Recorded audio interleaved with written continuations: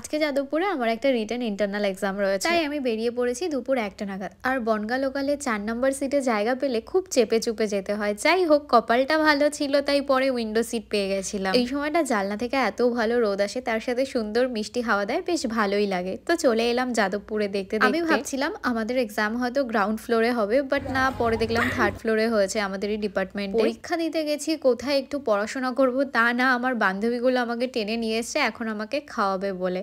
তো আজকে অভিপ স্যার নিজের হাতে আমাদের সবার জন্য টিফিন বানিয়ে এনেছিল। তার সাথে আমাদের দুজনের জন্যই ছিল হ্যাপি নিউ ইয়ারের 2টো গ্রিটিংস কার্ড। সো পরীক্ষার টেনশনে কি খেয়েছি কি পড়েছি কিচ্ছু মাথায় ছিল না। খাওয়া দাওয়ার পরে একটুখানি খাতাটা দেখছিলাম, আর খাওয়া দাওয়া করতে করতে আমরা মোটামুটি ভুলেই গেছিলাম যে আমাদের একটু পরেই পরীক্ষা রয়েছে। তারপরে চলে আসি ক্লাসে, আর স্যার কোশ্চেন দিয়ে দিয়েছে আমাদের সবাইকে। দেন পরীক্ষা দিয়ে বেরিয়ে আমরা সবাই টিফিন খেলাম, তারপরে সোজা বাড়িতেই চলে এসেছি আজকে। So that's it for today.